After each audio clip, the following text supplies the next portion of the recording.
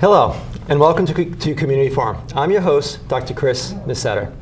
Let me tell you, we've got just a fantastic show for you tonight. I'm sitting here with Dr. Deb Bossio, who is a naturopathic physician in Ridgefield, Connecticut, and she has a practice that specializes in Lyme disease.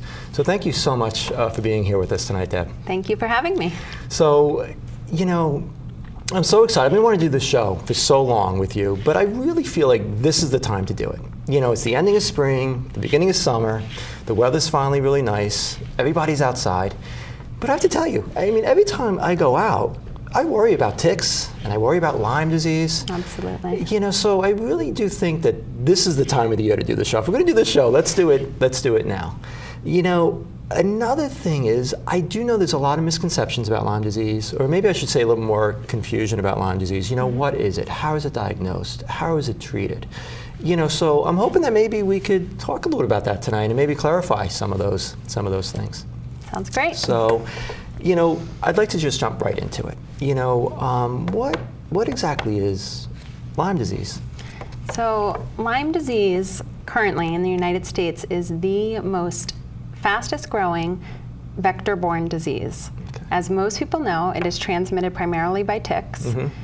We do also know it can be transmitted in pregnancy from mom to baby. Mm-hmm. It's a disease caused by a tiny spiral-shaped bacteria called Borrelia burgdorferi. Oh boy, it's a big word. It's a big word.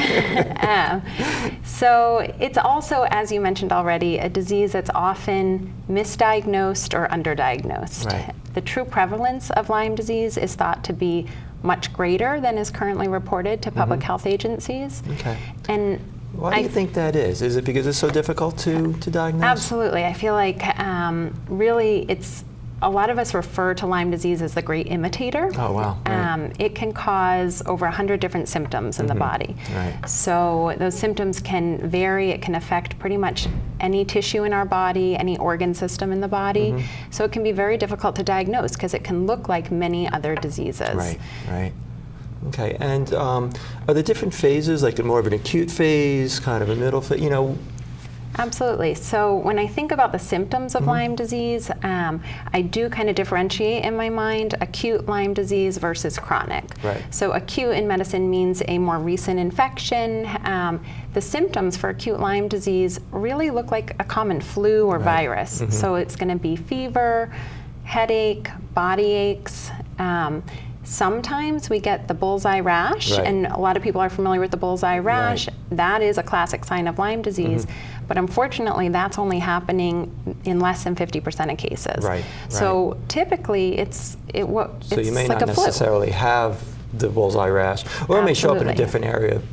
Absolutely. That may be difficult to find, like in your hairline or something like that. Absolutely. So for an acute infection, oftentimes it is mistaken as the flu or just a virus. Person gets better, and then maybe it's weeks or months later that they start developing other more chronic symptoms. Right. That's when I'm, starting to think, is this Lyme disease?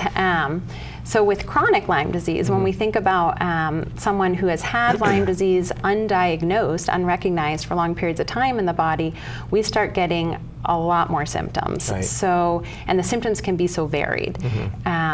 Things that I commonly see are chronic fatigue. I see loss of stamina, or what a lot of patients describe as exercise intolerance. I have patients that, they were out running half marathons or 10Ks, and now they can barely exercise for 10, 20 minutes without feeling exhausted. I see a lot of brain fog and cognitive change with chronic Lyme. A lot of patients describe having difficulty with word recall. They're not able to come up with the words, or they're meeting a friend that they've known forever and they forget their name.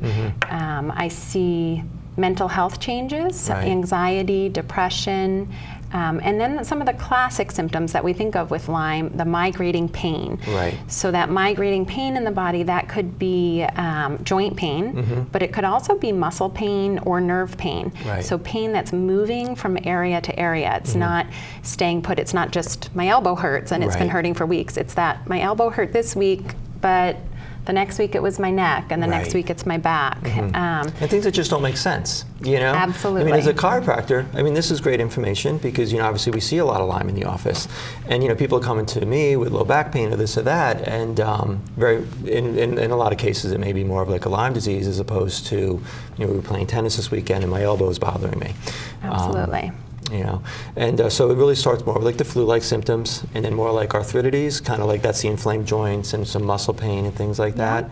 And then it can transfer into more of like a neurological, like Lyme. Can you describe a little bit of that? What that might be? That might. So there may be ringing in the ears. There can be vision changes, blurry vision, or some patients describe having difficulty tracking in their vision. I see. Again, a lot of when it's neurological, a lot of anxiety, sleep difficulties, insomnia, or a lot of times people have a lot of early waking. They're waking at 4 a.m. and can't get back to sleep. There is something we describe as Lyme rage. Sometimes people develop an anger or a, aggressiveness that they've never had before, and that can come from neurological Lyme. You can get numbness and tingling, especially in the hands and feet. But other places as well. Yeah, and I imagine, you know, it could be almost easily misdiagnosed as other conditions. Absolutely. You know, I mean, you're hearing more and more autoimmune diseases. I mean, is there a possible link that maybe it's not as much an autoimmune, or maybe the autoimmune disease was kicked off by a Lyme disease that was missed? Absolutely. I think you made two good points. One, you could have an autoimmune disease that really was Lyme disease misdiagnosed. So a lot of times I see patients that have come in with diagnoses of rheumatoid arthritis, lupus, maybe it's fibromyalgia, MS, that really, when we start digging deeper in their history, their symptoms, and lab work, maybe it really is Lyme disease that they're dealing with, and if they get treatment for Lyme, those symptoms of that autoimmune disease resolve. But I also do see where Lyme could have been the trigger to kick off a true autoimmune disease. So maybe that patient had a susceptibility, maybe genetically, to an autoimmune disease like rheumatoid arthritis. They got a Lyme infection, and that triggered an autoimmune process. So they may have been prone to it, and that was the kicker, that was the catalyst. Absolutely. You know, also then digestive issues too. Yeah. You know, I mean, Crohn's we know is an autoimmune disease, but affecting most of the gut. But some of the ongoing chronic Lyme can get into the gut and cause gut dysfunction as well, would you say? Absolutely, and I think that's an area that's most often missed. I see the gut affected mostly in children with Lyme. It can be adults as well, but a lot of times kids that I see with Lyme disease are complaining of abdominal pain as one of their primary symptoms, and the abdominal pain is coming from Lyme or another tick-borne infection. But even in adults as well, we can see all sorts of different digestive changes. There's even something that's sometimes referred to as Bell's palsy of the gut. So we know Bell's palsy is a symptom of Lyme, which is a paralysis of half of the face. It is thought that Lyme can affect the nerves that are affecting the motility in our gut. And so if Lyme is causing a change in motility, we don't have the same digestive function, and we can have abdominal pain, and you know, maybe someone is having bowel changes or things like that. Right. And you bring up a good point, and I want to just, you know, rewind to this because, you know, I know that one of the number one causes of Bell's palsy is Lyme disease. Absolutely. So if somebody who's watching this show has Bell's palsy, and that's when, like you said, half the face drops down, they can't really smile, their eyes drooping, get checked for Lyme. Absolutely. Because it might be a real telltale sign for that, and otherwise it may just go on and on. Absolutely, and get especially antibiotics right away. If they're coming from this area and they have Bell's palsy, they should absolutely be checked for Lyme disease. And I think a point that I really want to make is, coming from this area, whenever you have these symptoms that may just not be making sense, they really should get checked for Lyme. And we're going to talk a little bit about how it's diagnosed, and I know it's tricky to diagnose, but you got to start the process. I was going to say something about that, I just forgot. But anyway, you know, talking about how is it diagnosed, how is it diagnosed and why is it so difficult? I know it's difficult because you just listed off hundreds of different symptoms that might be part of Lyme, but what makes it so difficult to diagnose? So Lyme really is defined as something that can be a clinical diagnosis. That means that a doctor can make a diagnosis of Lyme disease based on signs and symptoms. You don't need a positive Lyme test to diagnose a patient with Lyme disease. Okay, so they can come and say, I have this. You examine them, and it might be enough information to make that diagnosis. Absolutely. You put it all together. Where do they live? What's their exposure potential? Here's the symptoms. I can diagnose Lyme disease.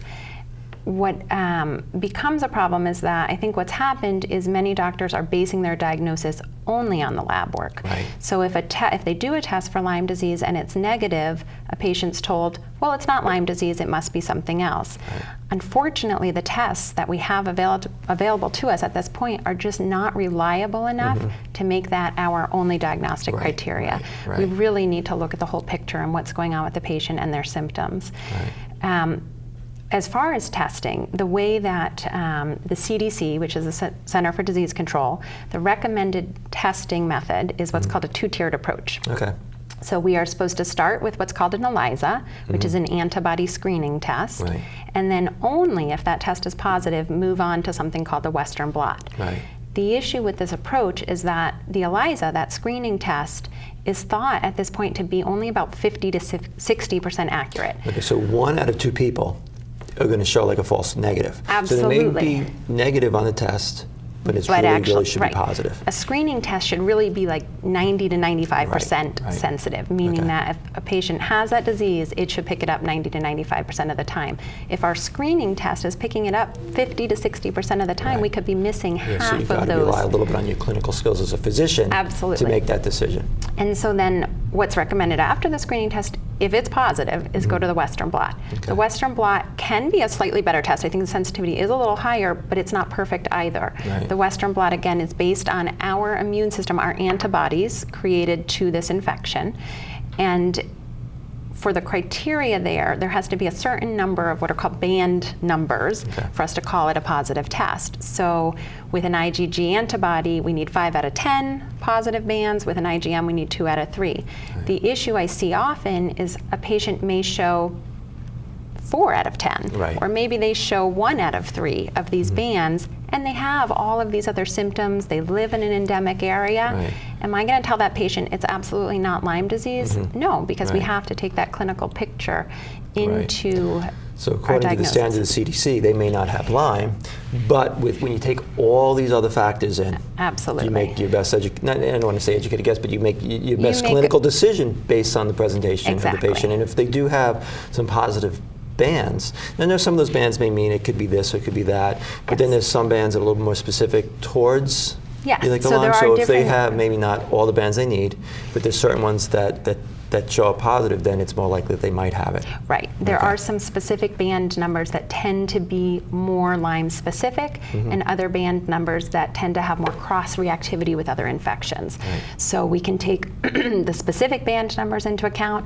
how many are there, and then also the bigger picture Right. of their symptoms and what's going on, what's the presentation. Okay. And is there a time frame when to do this test? Like if you get bit today and you got the bullseye, and you do those tests, I mean, is there a certain time that you have to have the Lyme disease for it to be positive? And then if you test it after that window, can you explain that a little bit? That's a really good question, and I think there's a lot of misinformation out there around this. So for the ELISA and the Western blot, so the standard tests that are used, when you get a tick bite, those tests are not going to show positive until around 4 to 6 weeks after that bite. Right. So if you get a bite and you go in and get tested right away, you're likely to show a false negative, and you should be retested in the 4 to 6 week Right, because you're more window. likely then it's going to be positive. Absolutely.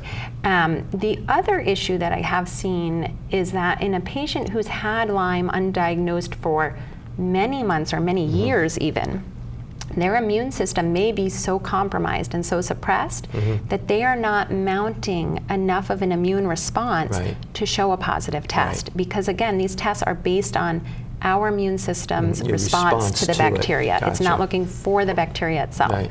So we can have false negatives early on. We can also have false negatives late in infection. Right. So you got to get that window. Are Right. there false positives?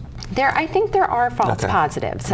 So I think that Now, what that means is if it's a positive test, but it may not necessarily be. I just Absolutely. want to clarify. So- But that could potentially happen. I think that can happen as well. I Okay. think that, again, there can be, with these different band numbers in a Western blot, there can be cross-reactivity with other infections, meaning that if somebody has a certain virus or another bacteria, that may cause some positive bands, and maybe it really isn't Lyme disease. Right. I tend to think there are more false negatives than false positives, but I think both are possible. Yeah, and that's where, as a physician, you just really need to know your stuff. Absolutely. And know what bands are a little bit more likely, and then, like we talked about, the larger clinical picture. You know, with Lyme disease, you also hear of co-infections. You know, are there different types, you know, of illnesses that are, you know, may go along with Lyme disease? Absolutely. So there are a myriad of infections carried by ticks, and ticks in our area. We generally refer to all these other infections as co-infections. Right. The different co-infections can have different symptoms, but also if you do just a Lyme test, if you go into a doctor and say, I'd like to be tested for Lyme disease, or they test you for Lyme disease, that's only testing for that one particular infection, whereas each of these individual co-infections needs its own individual test. You need to look for each one. So in our area, there's a few very common co-infections. Now these names are also going to be big, like Borrelia burgdorferi, but so some of the most common here are something called Babesia. Okay. There is Bartonella, there's Ehrlichia, and there's Anaplasma. Okay. So these are the most common.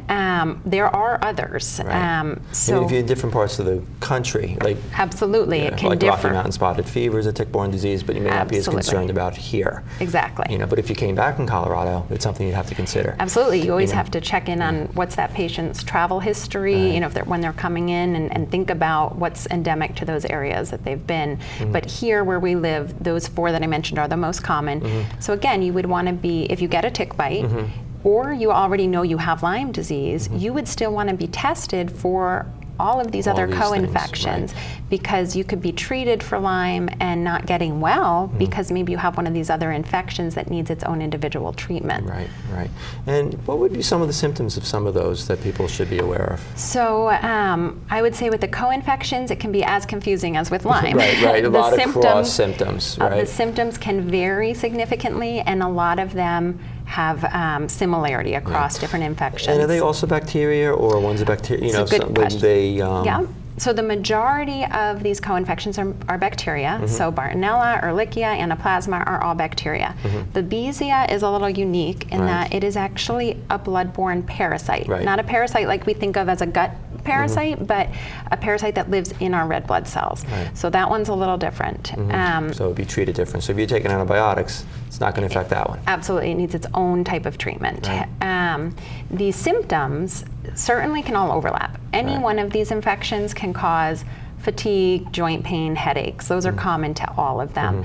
But there are a few more characteristic symptoms of the different co-infections. So Babesia, for instance, so that's that blood-borne parasite, it has a malarial-like symptom to it. Because it's a parasite. Exactly. So it will have, again, fatigue, headaches, but oftentimes night sweats are very specific for Babesia. Some patients will describe what we call air hunger, or this sense of an inability to get a deep breath, or maybe even just a little dry cough. That can be very specific to Babesia, which you don't see in some of the other co-infections. Bartonella has classically, it's an odd skin symptom. It looks like stretch marks. We call it striae.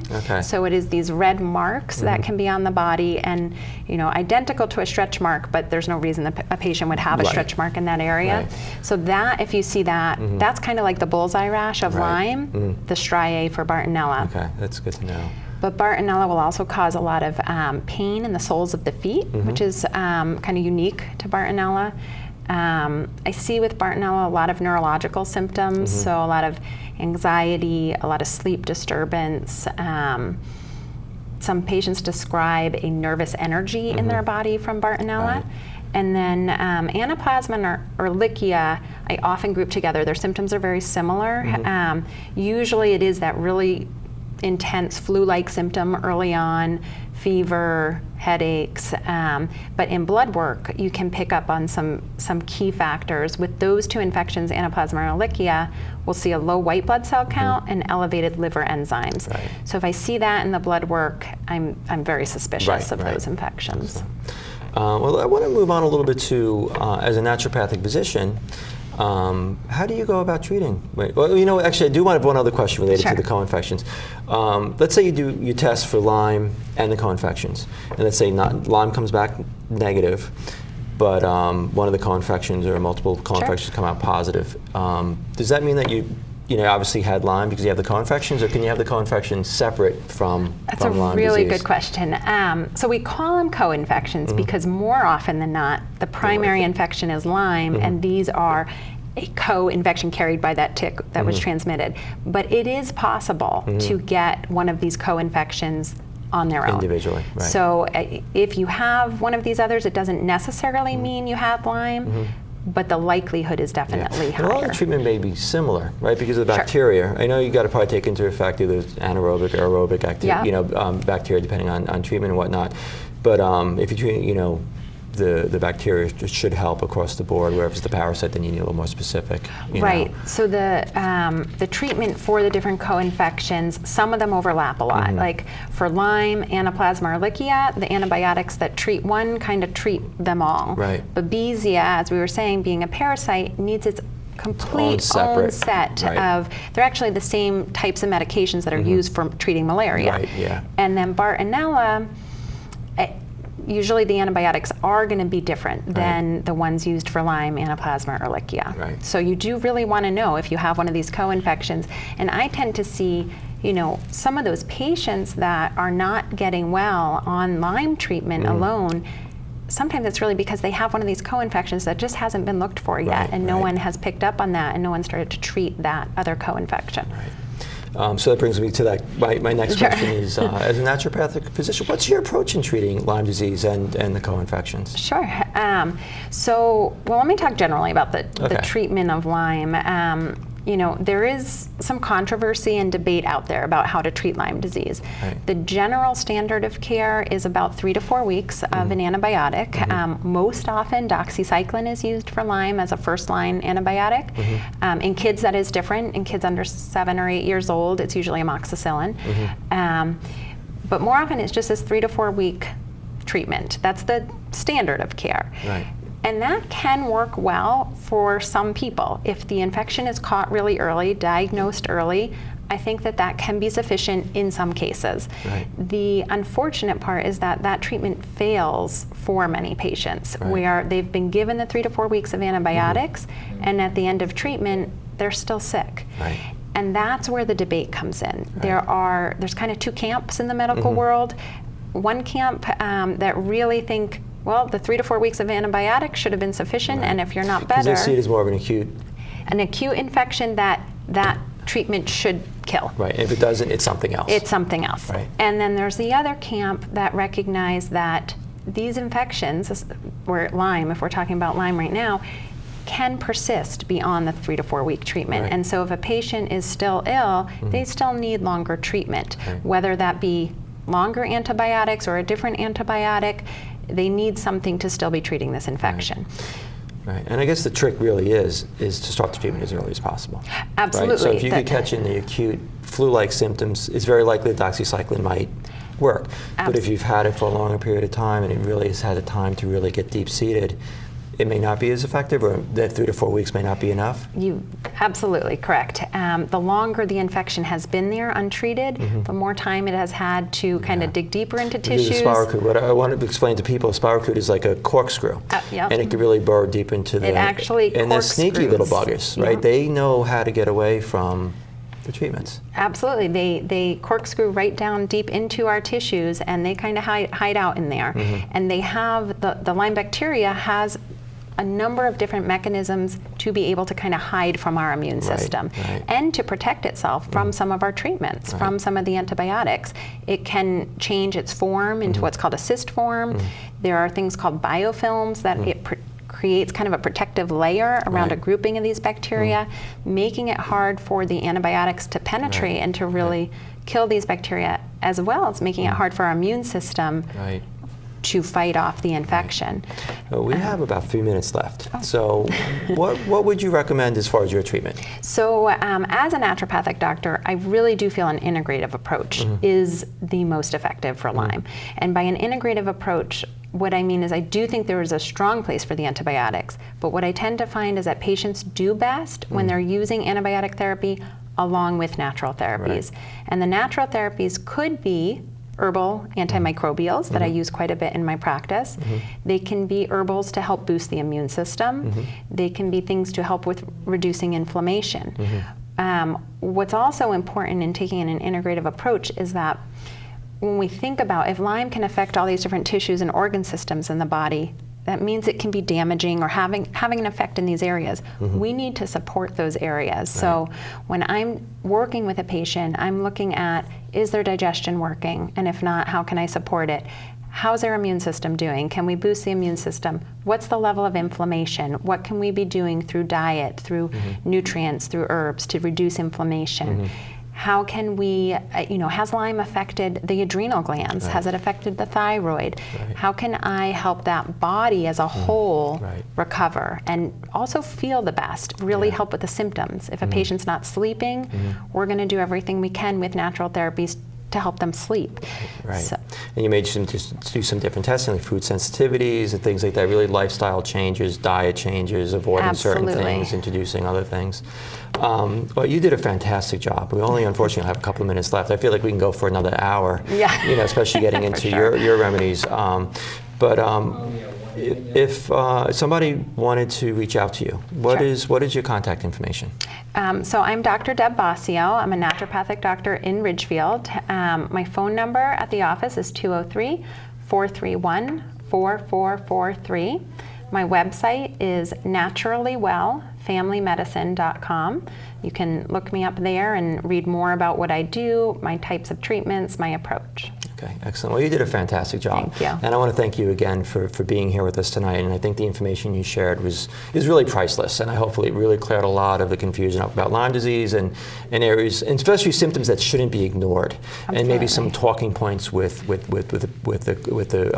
doctors. I am Dr. Chris Mascetta with Ridgefield Chiropractic Wellness Center. Again, I want to thank you so much for tuning in and watching this show and being supporting this show. I am my phone number is 203-431-1688. So if you want any information on how chiropractic might help Lyme disease, you can give that a call as well. So thank you so much, Deb, for being here tonight. Thank you for having me.